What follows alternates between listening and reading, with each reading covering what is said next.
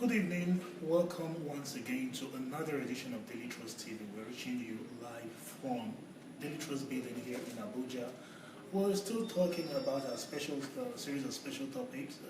One special topic now, midterm report of the President Muhammad Buhari's administration. It's been 2 years since he got into office. The APC has been in power. So many promises have been made, so many things have happened, but really, what do the past 18 years of democracy in Nigeria say about human rights protection? That's why we have with us here, or I have with me here, Mr. Isa Sanusi. He's media manager for Amnesty International. Good evening. Thank you for coming. So you as well can join the conversation on any platform you please. Simply follow hashtag DailyTrustTV. You can send us your comments, your questions, your opinions about this topic anytime, any day, or while the live stream is on. I am Judge Leonard Okafo, and this is my guest, Mr. Sanusi. So, Mr. Sanusi, for the past 18 years, Nigeria is proud, glad to say democracy is back. Now, what do these 18 years have to say for human rights protection in Nigeria? Well, as a global organization, we don't normally have any, we are impartial when it comes to democracy or whatever system of government. For us, whatever system of government is being operated, we only care about the human rights angle. And if you look at the human rights situation right now in Nigeria, from the time you are talking about to now, we can say things have not changed actually, even though there are some improvements, there are some areas where progress has been made, but we are still in a situation whereby we can say there are so many things to be worried about. So, from the point of view of Amnesty International, this is something that your organization does. You monitor human rights abuses situations all over the world. When you say there are some things still to be done, can you point to some of those things in specificity? Well, Nigeria is a country ruled by, it has a constitution, and that constitution has sections that guarantee the human rights of every citizen, and those sections of the constitution actually serve as protection for people. You have a right to life, you have right to freedom of expression, freedom of association, freedom of assembly, freedom of religion. So many freedoms guaranteed by the Nigerian Constitution. Unfortunately, when you come out onto the street, you realize that, that is not the case because so many things happen and there is no accountability. For example, a human being can be violated in Nigeria by whoever that is powerful, and at the end of the day there will not be any accountability about it. And human rights is not all about violation of civil rights. We also do a lot of work in the area of housing rights, in the area of cultural, economic rights. And for Nigeria, we give a lot of emphasis in our work on the security of tenure, which is about the right of all Nigerians to decent housing. This is something that even politicians and even, unfortunately, the people don't even talk about. The way you have the right to life, you also have right to housing. And it's the responsibility of the government to make sure that you live in a space that gives you the human dignity you have. So Nigeria has a lot of areas where a lot of civil violence, civil crisis happen, criminal clashes, sectarian violence, and all that. And hundreds of lives have been lost from the first 18 years to now. But the way we look at these things has not improved. For example, if people are killed or are violated, the global standard is for accountability to take place. But in Nigeria, that's not the case.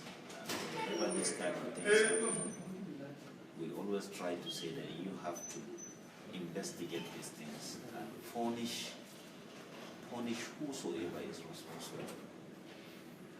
So is it your sense then that the way we look at such issues, we tend to focus more on the violations, as you said, than on other softer rights, for instance, housing? People don't see housing as a right. It's more of an economic achievement. If you have, you get. Yes, maybe because of the Nigerian context, whereby so many of the other violations of human rights happen more frequently, like killings, by either state or non-state actors. So those are the kind of things that actually affect, are much more pronounced, much more prominent, because they happen much more frequently. But another issue is that, when you look at these things, housing is a right, and people don't even talk about it. And when you talk about crisis and, frequent violence among people, you ask yourself, why are people killing one another just at the slightest opportunity? Because, there are so many injustices, and when you are violated, for example, if someone violated you or killed someone dear to you, there is no accountability. No one will follow up and investigate and punish any person who is responsible. So the next thing people do is to take up arms, to fight one another, kill one another, take revenge, and that actually, turn human society into something else. So what we are saying is that there is need for a country as big, as great as Nigeria to rise up to, make sure that human rights are protected, no one is violated, and to make sure that wherever there is violation of human rights, no one goes unpunished, no matter who he is. So how do you think that should happen? Well, it has to start with the government. The government has everything in its power, for example. The government exists to protect the rich and the poor. So it has to start with the government. The government has everything, the right. The government has to show an example. For example, if someone who is in the service of government violated human rights, he should be punished. That person should be punished no matter who he is. But in a situation whereby, if you have the protection of government, you do whatever you like and you go out with it. And another thing is the people themselves have to rise up. For example, Amnesty International is in Nigeria. We are doing our best. Nigeria is a big country, about 180 million estimate. So there is no way you can expect, a small team like us to do everything. So that was why it's very important for Nigerians to consider protection of human rights as part of their own civil responsibility. To, when you see these things, you report them, you pursue justice, no matter how difficult it will be, and that is how the society will begin to change.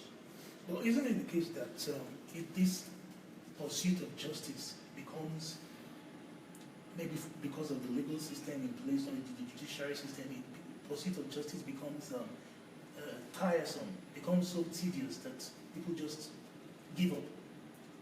I think there is, yes, what you said is right, and people, get tired. For example, when you are violated and you go to police station to report, you end up maybe being told that you have to go out for bylaws and papers on which you write your report, and you go through so many horrendous experiences to the extent that people prefer to settle matters among themselves or take revenge. So that should not be the case actually. People have to rise up and say that, look, this is our country. We are human beings. We are, in the 21st century. There is no way we can live like this. We have to change. people have to realize that there are so many ways, there are so many avenues. You know, in so many countries, you realize that there are so many civil societies protecting all aspects of rights, civil rights, religious freedom, and all that, freedom of expression. So there is no reason for Nigerians to be discouraged, you know, from protecting their own rights. You mentioned earlier that it has to begin with the government and then the people. But I want to draw a comparison now. If it happens, or rather the problem with Nigeria is that people in power, people in positions of authority who offend or violate do not get punished. Take for instance corruption. People who are involved in that go scot-free. Now in other countries where corruption is strictly dealt with by death penalty, for instance, how does one draw the line between, say, two countries on either end of this division? Well, as a human rights organization, we don't actually, we are against death penalty, and the corruption is not within our remit. It's something that we can talk about. And I think your point that about punishment, you know, is what we call accountability. For example, over the years we have issued so many reports about violation of human rights by Nigerian security agencies, especially in the Northeast where Boko Haram crisis is going on. We have investigated these things. We have told the government that, look, we have found out so persons and so have committed serious violation of human rights. Investigate. So we expect the government to investigate those things because it has all the resources. The government has the resources, has the manpower, has the, you know, official wherewithal to do all this, but they don't do it actually.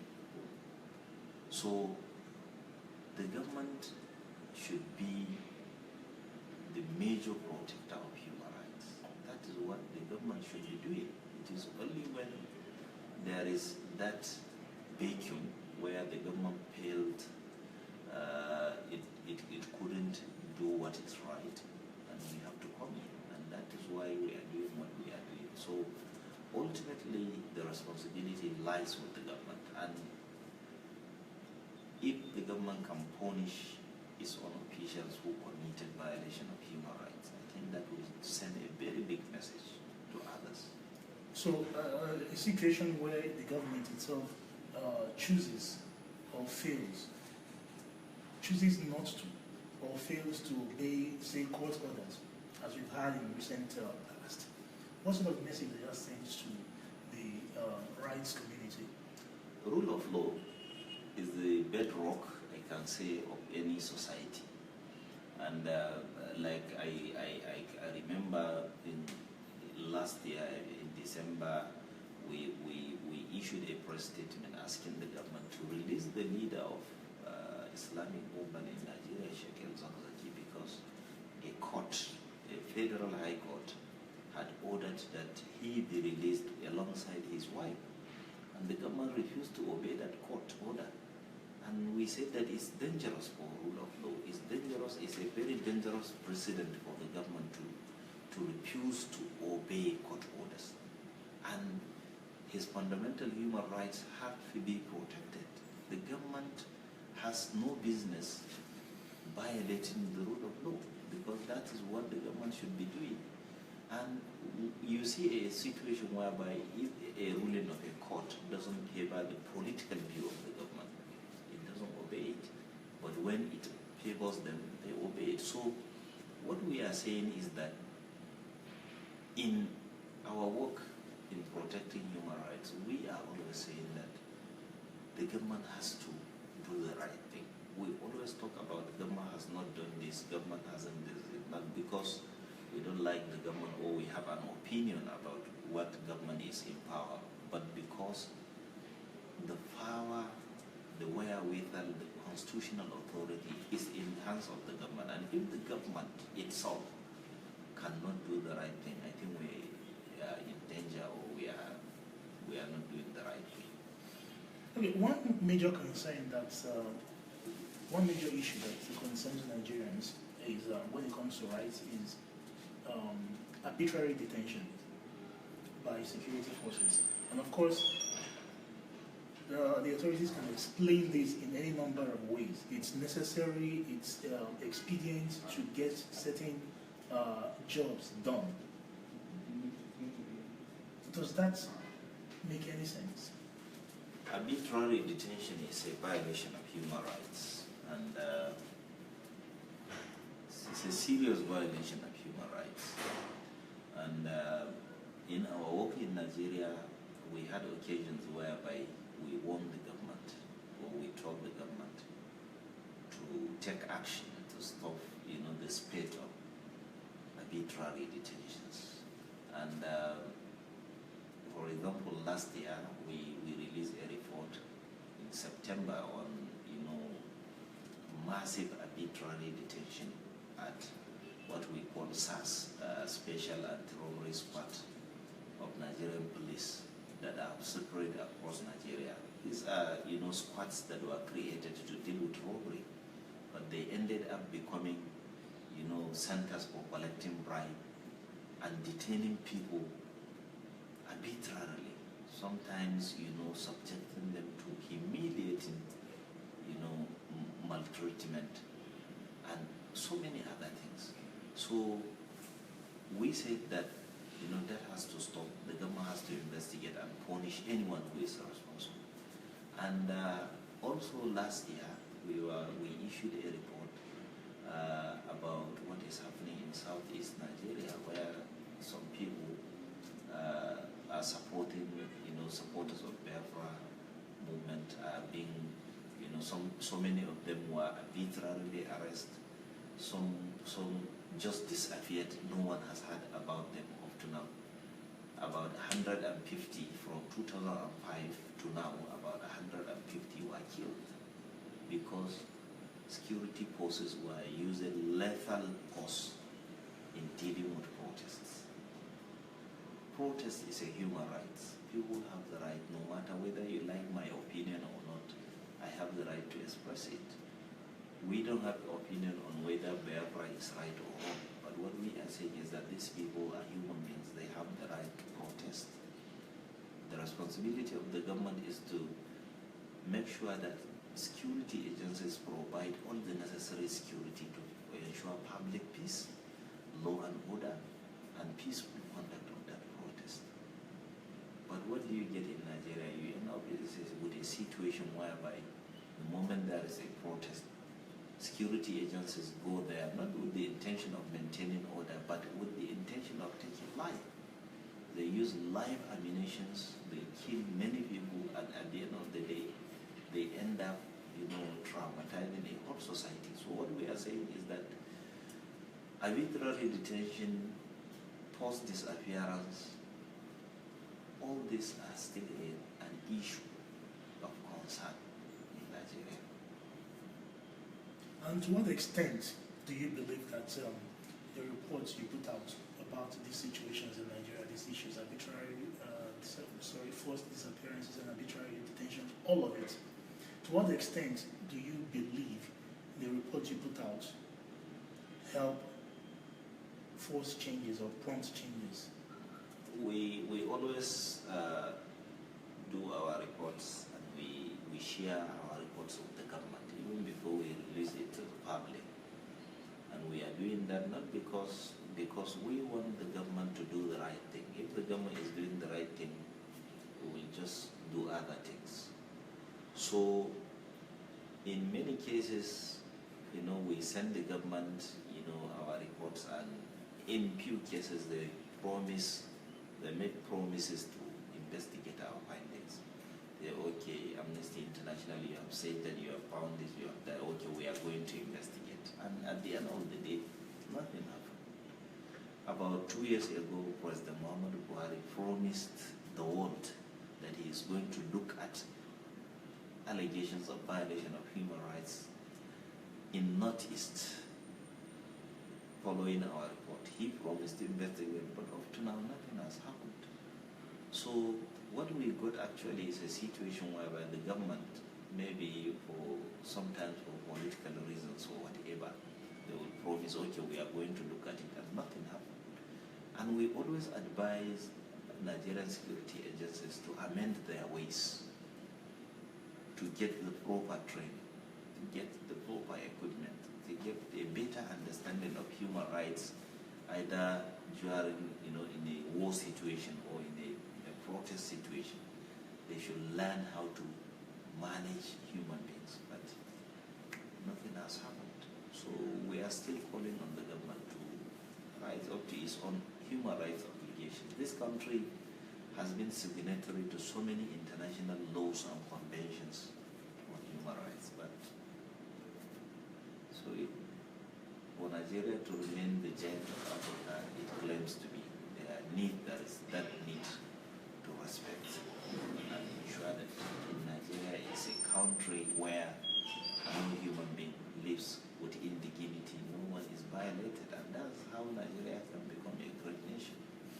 So when this is not done, when the right thing is not done, when you publish reports, you present your reports, you share your reports with the government, and of course the report gets into the public domain, everybody sees and reads and makes up their own opinions, makes up their own minds about it.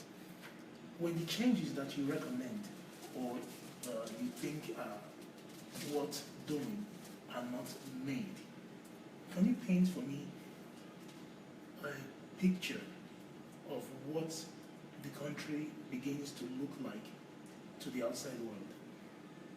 Well, a country like Nigeria has a lot of respect in the international community, but Nigeria can earn more respect by respecting human rights and respecting its obligations to international human rights laws and conventions. When Nigeria can't do that or refuses to do that, I think you know what will follow. The image of the country will be bad. People will think that this is a country where anything can happen. And people will begin to think that, well, why would I go to a country where a human being can be killed just like a chicken or something? There is no accountability, no investigation, no punishment. So these are some of the things that we have to be worried about, particularly about the image of the country. Some nations value countries based on their respect for human rights. So if Nigeria is not respecting human rights, the obvious thing that will happen. Is it possible that it could cost, that image could cost Nigeria, say, for instance, certain international business, investment, for instance, investment and all that? Well, I don't want to look at it from that angle because the dignity and sanctity of human life cannot be compared or put at parallel with the issue of profit and business. Or even investments? Yes, it's not worth being compared or put side by side with the issue of human rights, because a human being is something that no company is making a man or a woman or a child. A human being is a special creature. And you should remember that the world has moved forward, where some countries are not even talking about human rights. Some have even gone far. They are doing a lot to protect even animals. But we are here still talking about human rights. So it's a matter of choice for our country to do the right thing and move forward.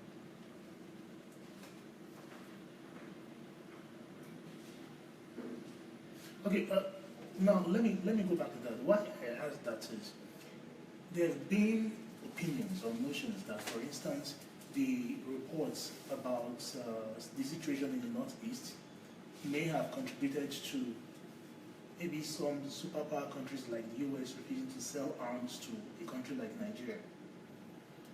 Is it possible? Does that sound feasible to you? Well, decisions of governments on who to do arms trade with, is something that we are not involved, and in no way, directly or indirectly, we are not affected, or we don't know anything about that, and we don't actually bother about that. That is their own decisions. But if a country has a very terrible human rights record, to the extent that another country tell that, okay, we are not going to sell arms to you, that is their own, they are just showing an example of the fact that, human rights is very, very important, and is a crucial part of global politics, because the dignity of a country can to a large extent be measured by the kind of respect it accords to human rights. So many countries actually find themselves being isolated. So many world leaders become, pariahs, because they are known to be violators of human rights. And we don't want Nigeria to be in that league. We want Nigeria to be a leader, to be setting example for smaller African countries in terms of protecting the rights of the people. And of course, when countries are isolated or treated in certain ways because of their human rights records, it's more probable that such countries blame groups like Amnesty International, right? Well, I really like the way you use the word blame. Blame is something, to me, very negative. When you see somebody, even a human being, not a country, blaming someone, I think that person needs to, recheck or revisit his conscience. Blame, is a game to me. That's what I take it for. Blame is a game. So when you refuse to do the right thing, and a consequence follows, then you begin to play the game. And what the game is called blame. So people will be doing that and be blaming. There are so many, the world has so many countries. Amnesty International work in 159 countries. So you don't blame someone if you go and violate traffic rule and you are arrested by BIO or FRS. Who are you going to? You don't blame. If you begin to blame someone, you say, okay, maybe it's someone at home that did it or something, I think you are not doing yourself justice. So that is how I want you to look at it, and from the Nigerian perspective. Nigeria should not blame any organization for doing the right thing. Nigeria should begin to search its soul and look at what it is doing wrong and do it right. That's the only way. And blaming someone is not the best. If you are doing, we can't invent. There is no way we can invent these violations of human rights. We have evidence, we have facts, and we always have more than enough evidence to prove the allegations we are doing. So there is no way someone will tell you that, well, this game, this is Amnesty International is to be blamed, and so on and so forth. When the government does the right thing, like the release of the Chibok girl, we welcome it. We said, it's a good news.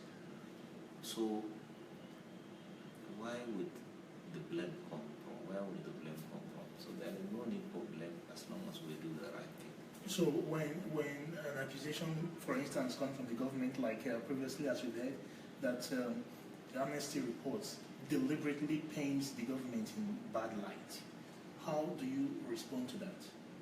Well, if the government says that we painted in bad light, I think the government is not doing itself justice. As I told you at the beginning of this interview, we don't have any affinity, we don't have any trapping, either religious, political, ethnic, regional, ideological. We don't do that. Our only business is human rights. So if someone decides to think that, or maybe the government or someone thinks that we don't like the government, I think that is not fair. We are not in the opposition. We don't even involve ourselves in anything political or regional or ideological or political. We are independent from any business. We are independent from any government. We are independent from any individual. So we have nothing to influence us. We are doing this thing because we want a world where everyone will live in dignity. We want a world where there will be justice. We want a world where there will be fairness. We want a world where there will not be violation of the right of any person because he is either for or because of who he is or because of where he comes from. So why would the government choose to blame someone or something? I think that is misplaced for them to be doing that. Okay. So you've witnessed 18 years of democracy in Nigeria since democracy returned to Nigeria again, and you've also seen 2 years of the tenure or the presidency of President Muhammadu Buhari, whose midterm report is throwing up all these discussions around democracy and human rights now. What would be your advice to the government as regards human rights protection? Well, I think the government has to do the right thing, and the right thing is that it has to, first of all, start by investigating all the reports that we have issued. If you remember, I told you last year we issued so many reports to the public. We shared our findings with the government. So the government, if it wants to move forward, improve its human rights record, is first of all to fulfill its promises. President Buhari made a promise to investigate these allegations. He should start by doing that. And when we call for investigation, investigation is not all about, calling your friends or your loyalists and putting them together, giving them money and, calling journalists and telling them, okay, this is a committee you have to do. What we are saying is a committee, when you set up a committee to investigate something, there are things that you have to care about. That is the independence of that committee. Is that committee independent enough to do a thorough job? That's the question we always ask. So these are some of the things that the government should start doing. If a human rights organization issued a report, made allegations, we never say that, our findings are conclusive. We always say we have found out this, we have found out this, we have evidence to prove these allegations. These are allegations. Allegations remain allegations. Go and investigate. That's what we expect the government to do. For example, in Lagos, throughout last year, at the end of last year, we have a situation whereby, the government is using brutal force to evict, using force, using tear gas, using policemen to evict poor people from waterfront communities. At the end of the day, the government render them homeless, and the land is given to rich people to build waterfront luxury homes. We said that is unfair, that is unjust, it violates international standards. There is no way you can render someone homeless without compensation, without consultation. A human being is not even an animal, even a homeless animal is really in a precarious situation, not to talk of human beings. And Lagos State government rendered over 50,000 homeless over a certain period. And we tried to make the government understand the danger. For example, if you say you are dealing with crimes by rendering people homeless, you render maybe 30 or 10,000 homeless. So how are you dealing with crime in doing that? Are you not, amplifying or creating a situation whereby crimes will increase? increase. So in our work about child's rights, human rights, women's rights, you know, the women in Northeast significantly affected, you know, they are mostly the bigger victims of what is happening in Northeast. And we are saying that, you know, even, you know, government should investigate all violations, not only relating to women, but relating to men and women and the women and girls, you know. So human rights protection, accountability in terms of human rights is not all about, you know, either the government or the military. We always try to ensure that, you know, those who violate human rights, whether they are government or not government, they should be brought to book. They should be brought to account. They should be put through a fair and independent trial, you know, which is without any prejudices, to make sure that justice is done. The world only needs justice so that we can have peace. And peace, I think, is what Nigeria needs more than any other time. Mr. Issa Sanusi, Media Manager for Amnesty International, thank you very much for being with us this evening. This live stream will be up on the Daily Trust Facebook page for your viewing at any time on demand. And the midterm report of President Muhammadu Buhari, analysis of it that is, continues tomorrow. Watch out for the first live stream at 11 a.m. and the second one at 5 p.m. My name is Jod Leonard Okafo. Thank you for watching.